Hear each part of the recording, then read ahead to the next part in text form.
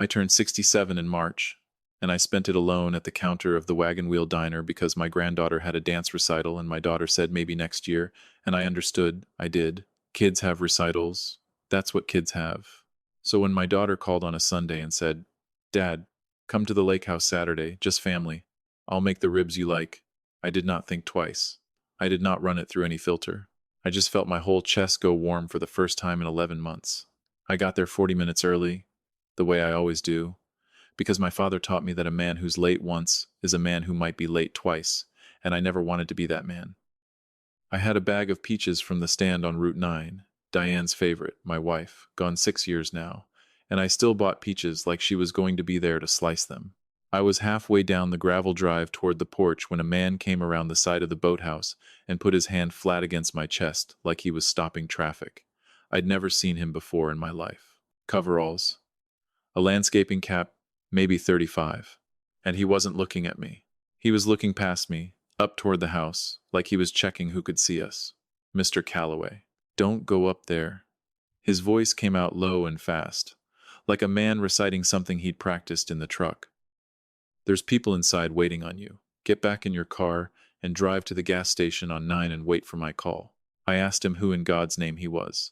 He said his name was Marcus, that he did the grounds for the property, that he'd worked this lake for 6 summers and had never once seen what he saw pull into that driveway an hour ago. 2 cars, a woman with a clipboard, a man in a windbreaker who never got out of his vehicle, just sat there with the engine running. I want you to understand something about me before I go any further, because it matters for everything that comes after.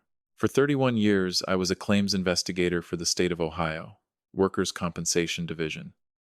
I sat across kitchen tables from men who swore they'd been hurt on the job, and men who swore their neighbor had been faking an injury for 2 years running, and my entire career was built on one skill.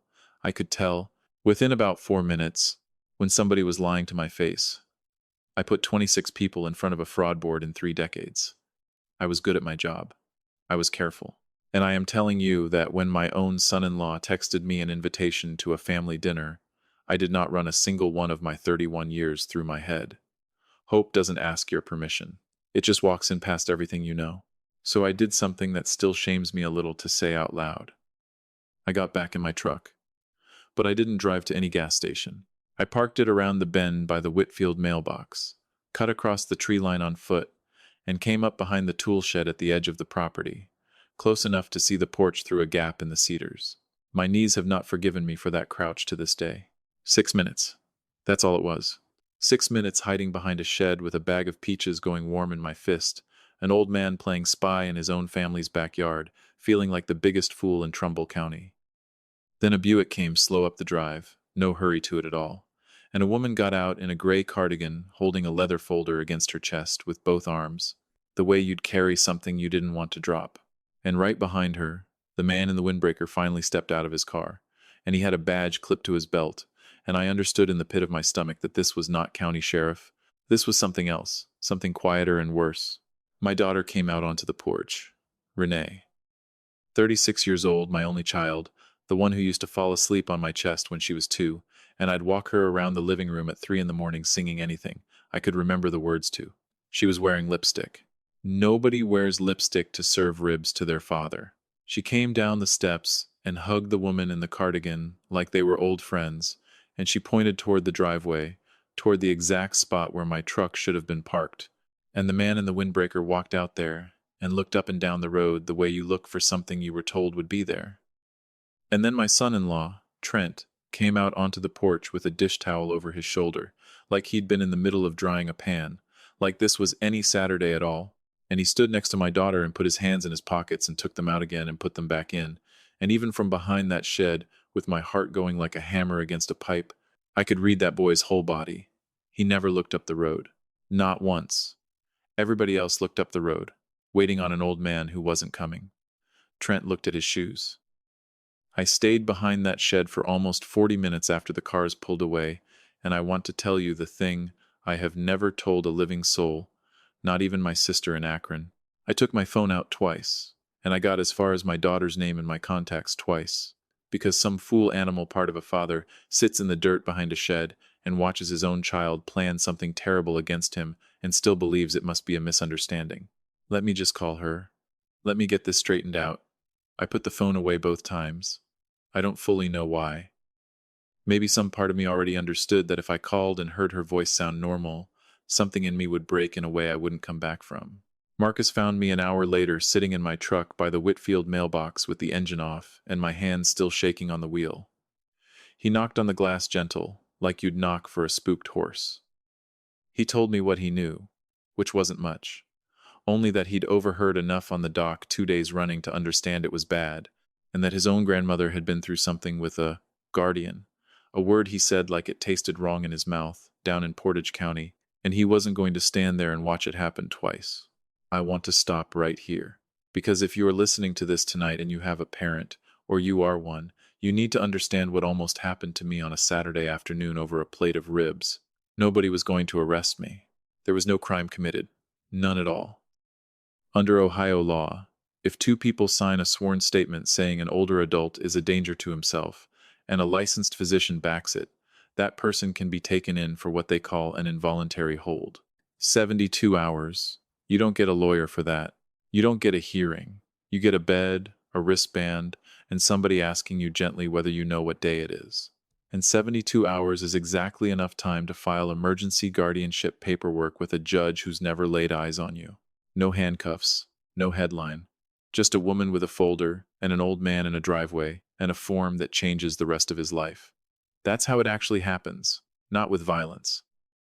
With paperwork and a physician's signature and somebody who used to call you daddy standing on a porch with a dish towel over her shoulder, waiting for you to walk up that path. I didn't drive home that night. I couldn't have told you the route if you'd asked me. I ended up parked outside my own house with the porch light on, the one Diane used to leave burning for me when I worked late shifts, and I sat there until almost 2 in the morning.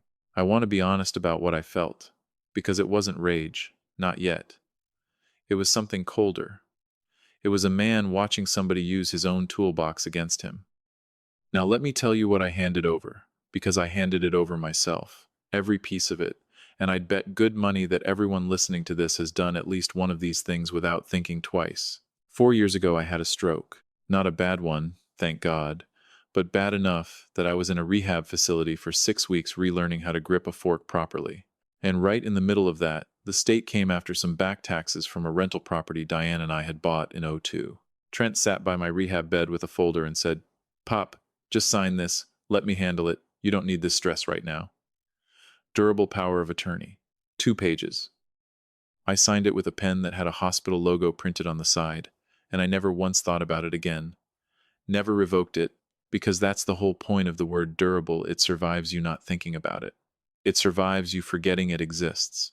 2 years ago, Trent and Renee sat at my kitchen table and explained to me, very patiently, using words like probate and step-up basis, that I ought to sign the lake house over to them now, while I was healthy, to avoid the courts down the road.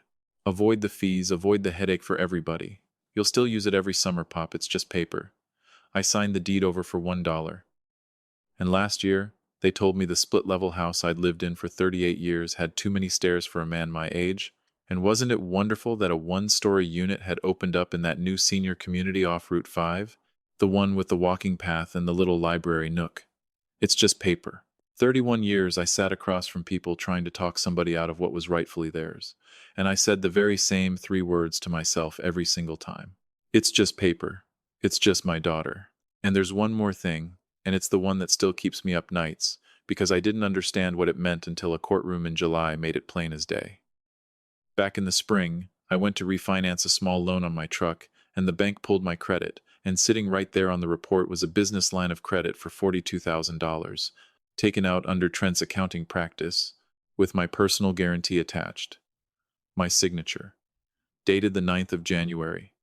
I had never laid eyes on that document in my life. I called Trent.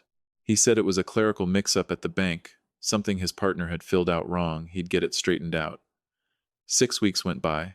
I called again. I asked him, calm as I could manage, to just mail me a copy of the signature page, and I want you to notice how small a thing that is to ask for. He didn't raise his voice. He said, "I'll get it to you, Pop." He never got it to me. I asked a 3rd time in June, and the following week, my daughter called and told me, in a voice I'd never heard her use before, gentle and clinical at the same time, that I was putting a lot of pressure on Trent, that he was under a great deal of strain at the firm, and that maybe a little distance would be healthy for everybody right now. 11 months of silence started with a father asking his son-in-law for a photocopy. I thought I'd lost my family because I'd embarrassed somebody. I hadn't. I'd lost them because I'd nearly caught somebody. Before I take you into the hard part of this, tell me where you're listening from tonight, and go ahead and tell me what time it is where you're at, because I read every one of those, every single one, and some weeks it's the only thing that gets me through Sunday. All right, stay with me a minute, because there's a piece I have to put in here, and it goes right here and nowhere else. Diane died on a Thursday in October, pancreatic. 11 months from the day they found it, and everybody told me that was a mercy, given how fast some of these things go, and it is a mercy, and it also is not, and both of those things are true forever at the same time. Renee was 29 that year, drove up from Columbus and sat with her mother the last 3 nights, and didn't sleep either one of them. At the service, she stood up and talked about her mother's hands for almost 5 minutes without a single note card. Afterward, in the fellowship hall of that little Methodist church with the folding chairs and the sheet cake, my daughter came and put her arm around my shoulder and said, "It's you and me now, Dad." She meant every word of it. I need you to hear that, because it would be so much simpler for me if she hadn't. She was 29 years old, and she meant it completely. And 7 years later, she signed her name to a piece of paper asking a judge to take my own name away from me. People don't turn all at once. Nobody ever tells you that part. They slide, a little at a time, in a direction they'd have sworn on their mother's grave they'd never go, and every single step feels smaller than the one right before it. When Renee was 11, I taught her to bait a hook off the dock at that very lake house, and she cried the first time because the worm scared her, and I told her, "Honey, you just have to do the part that's uncomfortable, and then the rest of it's easy." She did it. She caught a bluegill about the size of my palm, and was so proud of herself she made me take a picture on a disposable camera that I still have somewhere in a shoebox. I have thought about that afternoon more times this year than I can count, and here's what I've landed on. I taught my daughter how to push through the part of a thing that scares her. I never once taught her what to do when the thing that scared her was a mistake she'd already made and didn't know how to walk back. Trent called me 5 weeks before the hearing. I shouldn't have picked up. My lawyer had told me plainly not to. His voice was wrecked, like he hadn't slept in days. "Pop, please, just drop this. Please." I didn't say a word. I let him keep talking. Renee didn't want this. You have to believe that part. Then he stopped himself mid-sentence, like he'd said more than he meant to. He started again, said he'd sign the lake house back over tomorrow, sign anything I wanted today right now if I wanted. And I said, quiet as I could, "I want the 9th of January. Dead silence on that line long enough I could hear a television playing somewhere behind him. "I don't know what you're talking about," he said. He knew exactly what I was talking about. I hung up the phone, standing in my own kitchen, and I understood that my son-in-law had just lied to me one final time, on the very last day he'd ever be free to do it without consequence. The landscaper, Marcus, called me the next morning at 6:45. "Mr. Calloway, this is Marcus Doyle.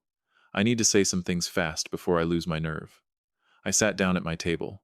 He told me he did seasonal work for a management company that handled 6 or 7 lakefront properties for older clients, and that the woman in the cardigan, the one with the folder, worked for that company too, a professional fiduciary named Bianca Reyes. Right now, he said, she had 38 wards under her care. 38. He explained the number to me because most people have never heard it in their lives. When an elderly person has no family, or the family is fighting like dogs over them, a probate court can appoint a stranger, a licensed professional, to take charge of everything: the money, the house, the medication, even who's allowed to visit. That stranger bills the estate by the hour for her time. It's a legitimate industry. It can be a good one when good people are running it. 38, I said. 39, Marcus said, if your paperwork goes through. His voice never wavered once. He told me he'd watched her do this 3 times before on the lake. She doesn't need a crime, Mr. Calloway. She needs a hold, a doctor's signature, and a next of kin willing to file. And your son-in-law signed the petition. It was filed the Wednesday before your daughter ever called you about dinner, 2 days before the invitation. The dinner wasn't the trap itself. The dinner was the delivery mechanism. They needed me standing at that address, at that exact hour, so the sworn statement could say I'd presented myself at the residence in an agitated state. I put the phone down on my knee and looked out the window at my own front yard for a long while before I picked it back up. Marcus, why did you stop me? Why do you even care what happens to some old man you barely know? There was a long quiet on the line. My grandmother lived alone out past Ravenna, he finally said. My uncle filed papers on her. A court investigator came out and sat with her 2 hours, looked in her cupboards, asked her to read him the electric bill out loud, and she read it just fine. He told the judge she was of sound mind. Petition got thrown out. She died in that same house 9 years later, in her own bed, in her own kitchen, making her own coffee right up until the end. I couldn't say anything back to that for a second. I remembered your face from the dock 2 summers ago, Marcus said. You gave me $40 for hauling your kayak up after that storm and told me to buy my kid something. You don't remember me at all, do you? I didn't. 31 years, thousands of case files, and I could not have told you one true thing about his grandmother's case if my life depended on it. I'd done something decent, forgotten it inside a week, moved on to the next file on my desk. And 20 years later, that forgotten Tuesday afternoon walked around a boathouse and grabbed hold of my life before it was too late. If you've ever done a small kindness for somebody and never thought about it again, and I promise you, you have, more than once, then sit with this next part, because it's the truest thing I know at 67 years old. The person who ends up saving you is almost always somebody you helped once and completely forgot. That's not a nice sentiment. That's just the actual math of how a life works. My attorney, a woman named Carol Whitfield, keeps an office above a hardware store on Main Street, 40 years practicing elder law, a framed copy of the Ohio Revised Code on her wall like other people hang a diploma. I laid the whole thing out for her, and she let me finish every word before she said anything. Then she asked, "How much of this do you have in writing?" "None of it." "Then that's exactly where we start." She pulled the petition off the public docket. My son-in-law's signature was right there on it. I sat and stared at that signature a long time, and something in me went cold, because I know my son-in-law's handwriting. I've watched him sign birthday cards for a decade, and that capital T leaned the wrong direction. Carol pulled the $42,000 personal guarantee from the bank inside 4 days. Same wrong-leaning letter. Here is what I finally understood, sitting in that office above the hardware store. Bianca Reyes wanted a ward, another number on her caseload, another billable hour. But Trent needed something else entirely, something that had nothing to do with the money at all. I had asked him for that signature page 3 separate times. If I ever hired a lawyer and made a real formal demand, that forged guarantee was a felony charge, 5 to 15 years, and I was the one and only person on this earth who could swear under oath that I never signed it, unless a court had already ruled that my word couldn't be trusted about anything. Do you see it? They weren't after my money. They were after my testimony. A ward under guardianship can't file a criminal complaint against anybody. A ward's word means nothing in a court of law. Guardianship was the only way, under Ohio law, to permanently and quietly silence the single witness who could put him away. Carol filed our response on a Thursday, and then she told me something that stopped my breath cold. You have the right to demand a jury trial on this. She said she'd read that statute more times than she could count, and had watched maybe 2 people in 40 years actually invoke it. Everybody else is too old, too scared, and their own lawyers tell them a jury costs more, so a judge decides it in 20 minutes behind closed doors and it's over before lunch. 12 people from this county, Carol said, taking off her glasses, who get to look right at you and decide for themselves. Wendell, I need you to understand this is going to be the single worst afternoon of your life. I told her to demand it, and then they came after me, and I need you to understand that the truth doesn't just walk into a courtroom and sit down clean. It gets muddied first, every single time. Their attorney filed a motion arguing that a man who insists on a jury to prove his own competence is, by that very insistence, displaying poor judgment and grandiosity. Read that sentence twice. Demanding to be believed is proof you shouldn't be. It's a real filing. It's sitting on the public docket to this day. Then an anonymous letter arrived at the courthouse, claiming I had threatened Marcus Doyle. 2 paragraphs. Unsigned. Then a complaint was filed with the state bar against Carol Whitfield personally. Then somebody, and I've never found out who and stopped trying to find out, called the probate division and suggested that a bitter old man was using an ex-employee's grudge to punish his own family. I sat in my house those last weeks of June and felt the whole thing tilt sideways under me, because here's what nobody tells you about being 67 with a petition against your own name. There is no possible way to prove you're of sound mind. There's no test for it. Everything you do gets read as evidence against you. You get angry, that's agitation. You stay calm, that's flat affect, early sign of decline. You hire a lawyer, that's paranoia. You don't hire one, that's incapacity. If you've ever been in any kind of fight where the harder you argued your case, the guiltier you looked, a marriage, a job, a family dispute, in a group text, then you already know this exact shape. It's an old, old shape. Most people just never have to meet it at 67 years old with the rest of their life sitting on the other side of the scale. Carol came by one evening and found me sitting in the dark with the porch light off for the first time in years. She didn't reach for the switch. She sat down across from me and said, "Wendell, you told me you spent 31 years reading these files. What did the ones that turned out right always have in common?" I thought about it. The old man had somebody in that room who wasn't blood family. She nodded slow. "Then let's get you a room full of them." The trial ran 2 full days in the Trumbull County Courthouse, and it was the longest stretch of hours I have ever lived through inside one building. 12 jurors, most of them under 50.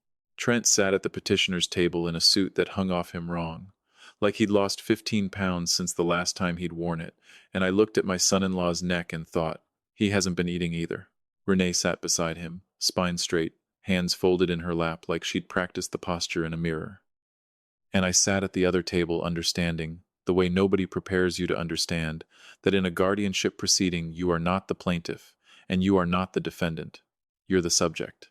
They talk about you in the third person while you sit right there breathing the same air. Their attorney went first, a young man, gentle voice, and he put 6 weeks of text messages up on a screen for the whole jury to read, message after message from my number, getting worse as the weeks went on, talking about Diane in the present tense, asking why she hadn't come home yet, mentioning her father's old hunting rifle sitting in a lockbox in my closet since 1998. Some of those jurors couldn't even look at me while they read it.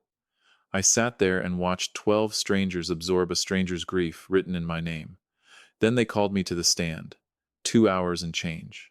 The lawyer never once raised his voice, and that was the whole strategy. "Mr. Calloway, what's today's date? Mr. Calloway, who's the current president? Mr. Calloway, can you count backward from 100 by sevens for the jury?" I did it. 93, 86, 79. My hands were shaking on that rail hard enough the microphone picked up the rattle. "Mr. Calloway, is your wife still living?" I said, "My wife died on the 14th of October at Trumbull Memorial at 4:10 in the afternoon." He waited, soft as anything. "Do you ever forget that, Mr. Calloway?" I said no. He let the silence sit there until I filled it myself. I have never once forgotten it for a single hour of a single day in 6 years. My voice cracked right in the middle of the word hour, in front of 12 strangers and a bailiff and my own daughter. He said, "Thank you, Mr. Calloway," gentle as church, and sat back down, because that was the entire trick, and I'd watched 100 lawyers run it on other people across 31 years and never once been on the receiving end. He didn't need me confused. He needed me weeping. An old man crying about his dead wife on a witness stand is worth more to a guardianship case than any doctor's report ever written. The worst part of that whole afternoon, the part nobody ever says out loud, is that not one single soul in that courtroom hated me. The jury thought they were helping. The judge thought he was helping. That gentle young lawyer thought, genuinely thought, he was helping. They simply didn't believe I was still in there. That's the whole thing. That's the entire injury. Carol didn't stand up again until nearly 2 o'clock. She didn't ask me another single question. She called a digital forensics technician up from Cleveland instead, and put the email headers on the screen, not the messages themselves, the headers, the part nobody in that room had ever thought to look at. Every one of those 6 weeks of unhinged messages had been sent from a single IP address, registered to Trent's own accounting firm, and one of them, the one about the rifle, went out at 2:40 in the afternoon on a Tuesday.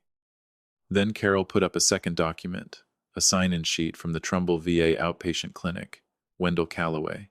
Checked in 1:15. Discharged 3:40. Knee injection. Same day, same hour that message went out. I had been lying flat on an exam table with a needle in my knee while I was supposedly typing threats about my dead wife's father's rifle. Then she called Marcus. He described the folder, the cars, the man in the windbreaker with the badge, described the property management company, and the 2 other times he'd seen the exact same choreography play out on that same stretch of lakefront. Their attorney tried to paint him as a disgruntled former employee, bitter, paid off. Marcus looked right at that young lawyer and said, "Sir, I've cut grass and hauled trash on that lake for 6 summers. Nobody up in those houses has ever once looked me straight in the eye. You don't notice the man who mows your lawn, but he sees the whole property." Then Carol called Bianca Reyes to the stand, and I have thought about this part more than any other single moment of the whole ordeal. She was extraordinary up there, calm, credentialed, precise. She explained her fiduciary duty, her bond, the fact that she'd formally recused herself from being named guardian, that a colleague at her own firm would take the appointment, instead a colleague who answered directly to her. Carol asked her, plain, "Miss Reyes, why guardianship? Why this every time?"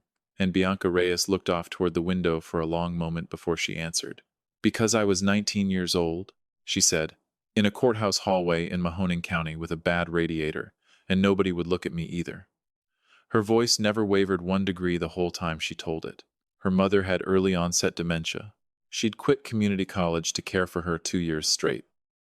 When her mother could no longer sign her own name, the court appointed a stranger who sold the family house in 9 weeks and listed her mother's wedding ring on the estate accounting as jewelry, miscellaneous, $35.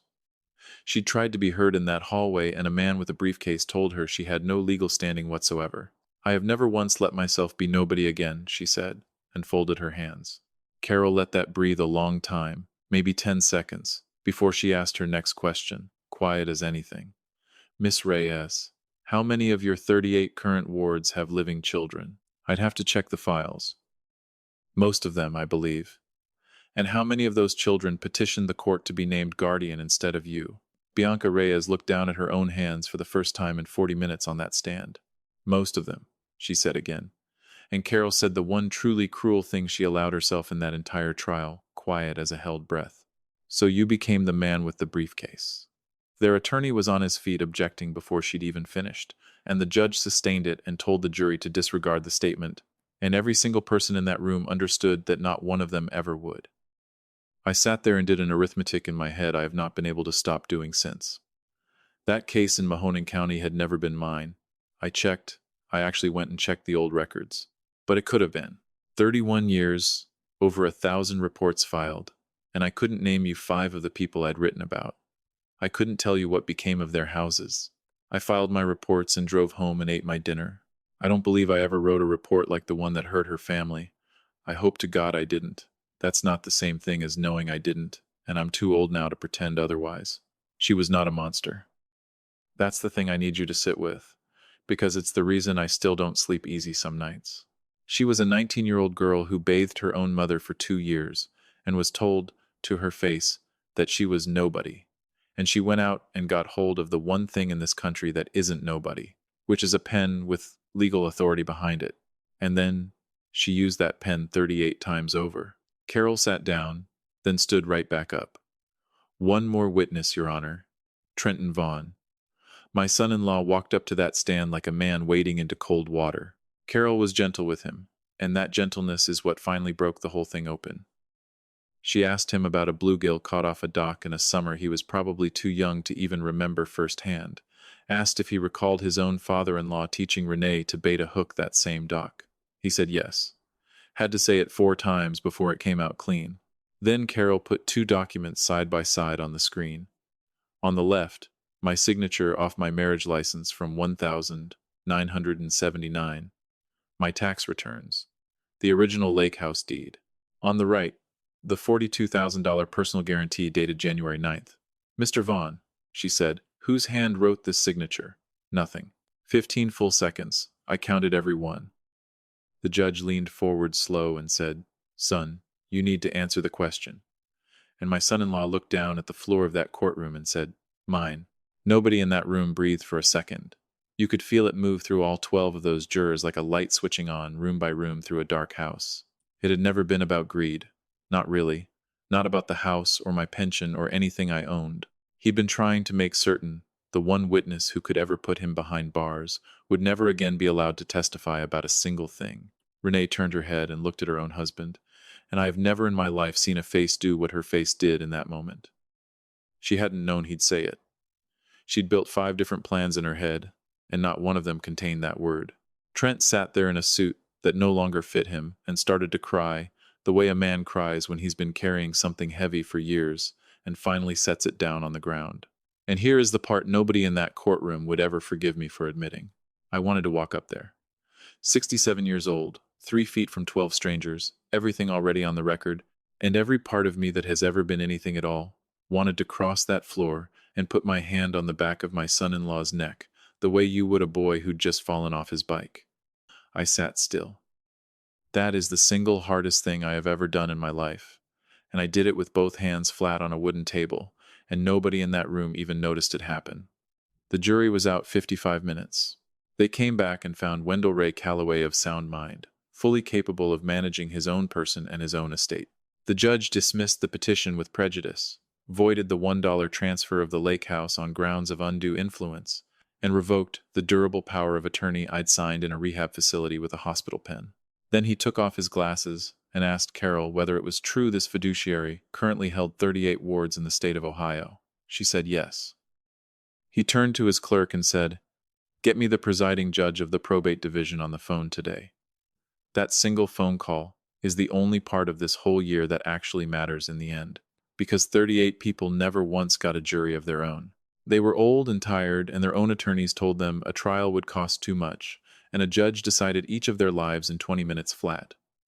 The fiduciary firm went under state audit that same August. All 38 cases were reopened. Bianca Reyes surrendered her license voluntarily. She was never criminally charged. There hadn't been a crime, not technically, and that had always been the entire point of how she operated.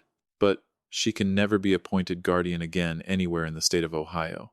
Trent pled guilty to forgery, 5 years probation, full restitution, and surrendered his CPA license, which for a man like him was worse punishment than the jail time he never served.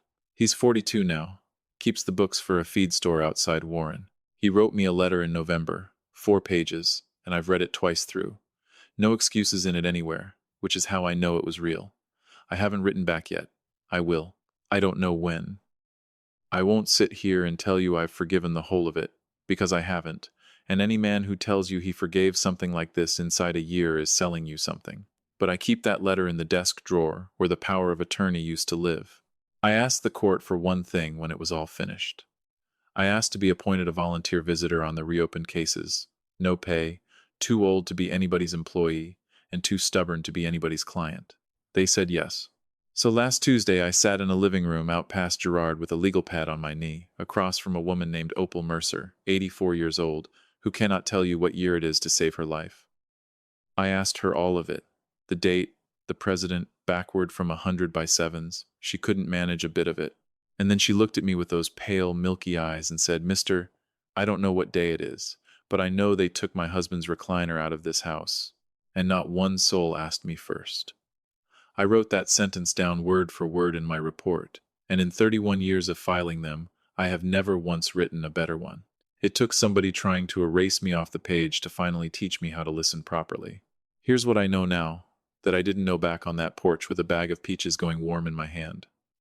They never come for your money first. Everybody assumes it's the money.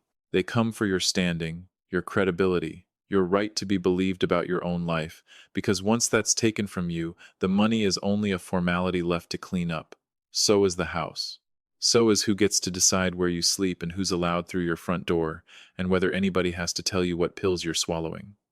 Money is only the lock. Standing is the key. And here's the ugly part: nobody in my old line of work ever said out loud in 31 years. In nearly every one of these cases, the person it happens to hands that key over himself, cheerfully, at his own kitchen table, because it was just paper, and it was just his own child asking. So here's what I want you to actually do tonight, and it costs you nothing but 20 minutes and a little pride. Go find whatever you've signed.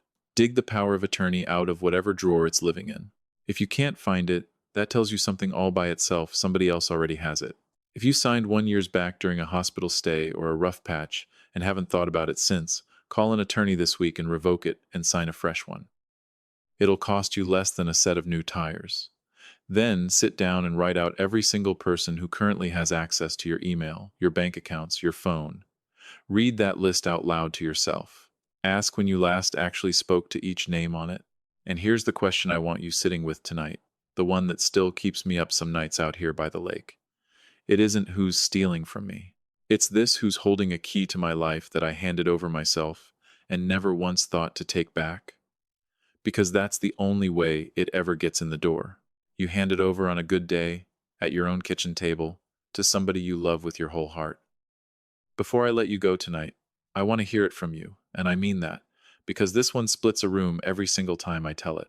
Tell me, one, if you think I did right sitting still in that courtroom and letting my son-in-law cry 3 feet away without moving. Tell me, two, if you think I should have gone on up there. A father-in-law's still family, after all. Some of you are going to say the law had already handled it, and I could have afforded 10 seconds of being a person instead of a witness. And I have argued your side of it myself at 4 a.m. more nights than I'd like to admit. Tell me, three, if you think my real mistake goes all the way back to that rehab bed and a hospital pen. 2 pages I never read closely and never revoked, and everything after that was just the paperwork finally catching up to me.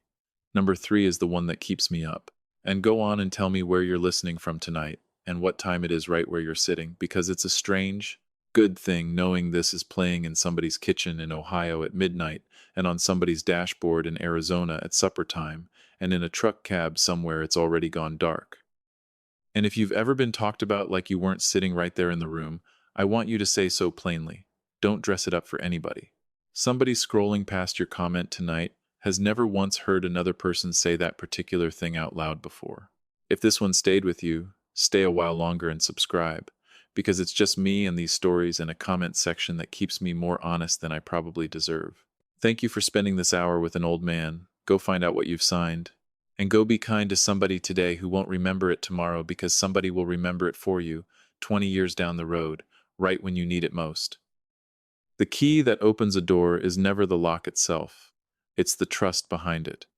And trust only stays safe when we keep checking on it, gently, again and again, even with the people we love most. Signing something isn't the same as forgetting it. Ask questions today, out loud, at the kitchen table, and let the people you love answer them while you're still there to hear it. A small note for you: this story was created and fictionalized by AI for entertainment purposes, while hoping to bring you a warm and meaningful life lesson.